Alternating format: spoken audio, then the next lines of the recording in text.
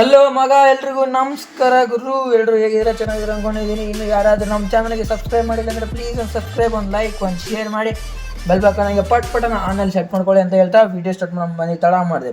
ಇವತ್ತು ಡೆಲ್ಲಿ ಮತ್ತು ರೈಲ್ವೇಸ್ ಮ್ಯಾಚಿ ಗುರು ಎಷ್ಟು ಕ್ರೌಡ್ ಬಂದಿತ್ತು ಅಂದರೆ ಇಡೀ ಹಿಸ್ಟ್ರಿಯಲ್ಲೇ ರಣಜಿ ಮ್ಯಾಚ್ ಅಷ್ಟು ಕ್ರೌಡ್ ಬಂದಿರಲಿಲ್ಲ ಗುರು. 27,000 ಜನ ಮೇಲೆ ಬಂದಿದ್ದಾರೆ ಅಂತಲೇ ರಿಪೋರ್ಟ್ಸ್ ಇದೆ.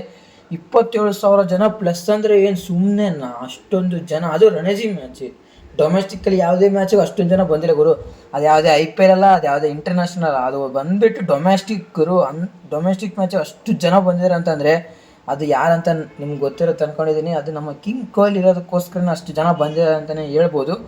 ಮತ್ತು ನೆಕ್ಸ್ಟ್ ಬರೋದಾದರೆ ಇವತ್ತು ಏನೂ ಆಗಿಲ್ಲ ಗುರು. ವಿರಾಟ್ ಕೊಹ್ಲಿಗೋಸ್ಕರ ಬಂದಿದ್ದರು ಜನ, ಆದರೆ ಏನು ಮಾಡ್ತೇವೆ, ವಿರಾಟ್ ಕೊಹ್ಲಿ ಬ್ಯಾಟಿಂಗೇ ಸಿಗಲಿಲ್ಲ. ಸಂಜೆ ಆಗ್ಬಿಡ್ತು ಅಷ್ಟೊತ್ತೊಳಗಡೆ.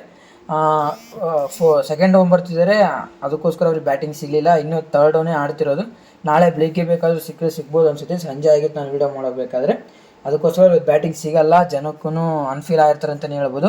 ಆಮೇಲೆ ನೆಕ್ಸ್ಟ್ ಬರೋದಾದರೆ ಇವತ್ತು ನಮ್ಮ ಕರ್ನಾಟಕ ವರ್ಸಸ್ ಹರಿಯಾಣ ಮ್ಯಾಚ್ ಇತ್ತು ಗುರು. ಅದೇ ರೀತಿ ಡೆಲ್ಲಿ ಮತ್ತು ರೈಲ್ವೇಸ್ ಇದ್ದಾಗ ಅವ ನಮ್ಮ KL ರಾಹುಲ್ ಬಂದುಬಿಟ್ಟು 26ಗೆ ಔಟ್ ಆಗ್ತಾರೆ.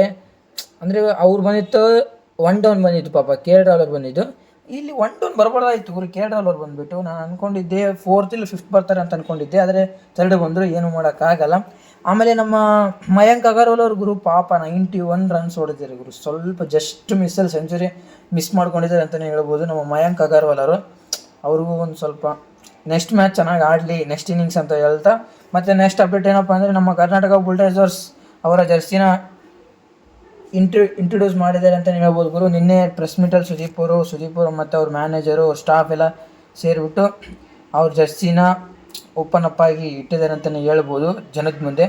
ಆಮೇಲೆ ನೆಕ್ಸ್ಟ್ ಬರೋ ಈ ಸಾರಿ ಕರ್ನಾಟಕ ಬುಲ್ಡೇಸರ್ಸಿಗೆ ಕ್ಯಾಪ್ಟನ್ ಯಾರಪ್ಪ ಅಂದರೆ ಅದು ನಮ್ಮ ಕಿಚ್ಚ ಸುದೀಪ್ ಅವರು. ಲಾಸ್ಟ್ ಸೀಸನ್ ಬಂದುಬಿಟ್ಟು ಕಿಚ್ಚ ಸುದೀಪ್ ಅವರು ಪ್ರಾಕ್ಟೀಸ್ ಇಲ್ಲದಕ್ಕೋಸ್ಕರ ಕ್ಯಾಪ್ಟನ್ಸಿ ಬೇಡ ಅಂತ ಹೇಳಿದರು. ಆದರೆ ಈ ಸೀಸನ್ ಅವರು ಕ್ಯಾಪ್ಟನ್ಸಿ ತಗೊಂಡಿದ್ದಾರೆ.